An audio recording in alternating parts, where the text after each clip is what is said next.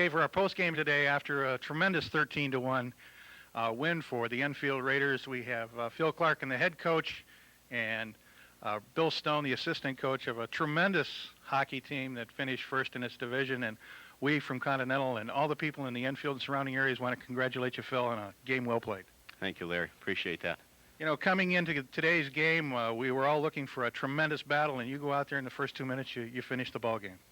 Well, the game was a very funny hockey game. We in no way expected to come out in the first period in the first 2 or 3 minutes and be on top of this team 2-3-0. It was a complete surprise to us. Tremendous game. You know, we were talking during the playing of the game, Phil, that the way that the state tournament was set up this year, it looked almost like the most powerful teams in Division II were stacked up against one another in the semis and in the quarterfinals. Well, we felt that we had 3 very strong teams in our division. Looking at the early brackets with Stanford Catholic and Suffield and ourselves in the bracket where there was only 6 teams because 2 teams had byes. And then in the other bracket they had 7 teams. We felt that we did some scouting in the other bracket, and we felt that either the number 1 team, Notre Dame, or the number 5 or 6 team, Amity, was going to come out of that bracket as the winner, and that's what we looked for. But unfortunately, we got surprised by Norwalk. They were sort of a dark horse winner of the other bracket. They were, and their goaltender, Mike Palmer, was rated as one of the best goaltenders Division II in the state. He came through today, and in that first period was almost like a sieve. You had 13 shots on him and scored 6 times in the first period. Well, I think what happened is the kid was probably a little bit nervous coming up to the Civic Center playing there the first time. Not that our kids weren't, but I think it was important for some team to get on the board early, and we were the team that fortunately got the edge in that particular category, and I think that had a lot to do with the play in the first period and the final outcome of the game.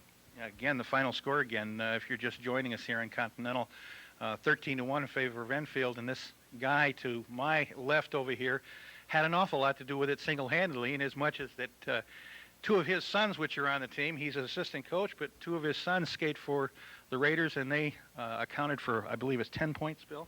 It was, Larry. Yeah, they had a good game. It was nice to see it come about. Got to make Dad feel awful good. Oh, yes. Buttons popped off the shirt. And all of us here in Connecticut congratulate you, and again, the Raiders on a tremendous season. But to see out there and watch Paul, who not only, by the way, was named most valuable player of the game, also received the Whalers Award, as we showed on one of our previous telecasts. Rusty's coming up strong. It looked as almost if Rusty was trying to push a little of the glory his way to see what he can do for the next couple of years. It's funny, they work so close together that there's the competition naturally is there, but with the 2 boys playing the way they are, they're 2 separate type players, and I hope it continues for both of them down the line.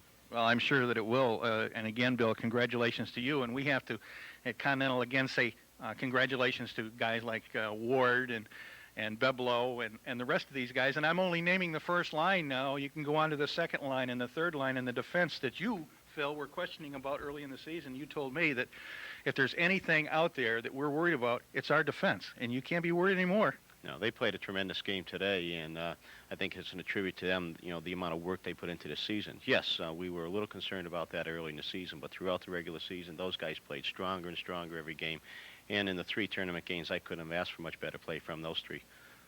Especially, Budenhagen and Gigalone and Sawinski, and then, the rest of the guys that played, Crawley and Montagna, Fahey, and Boya. You'll never remember them all, Phil, believe me. They all did really well out there today. Well, it's such a great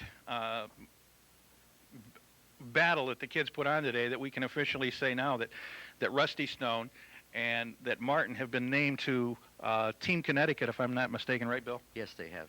And also from the area, you've got David Humiston to the Bantam Team Connecticut. So we've got some good representation here in Northern Connecticut on our all-Connecticut teams.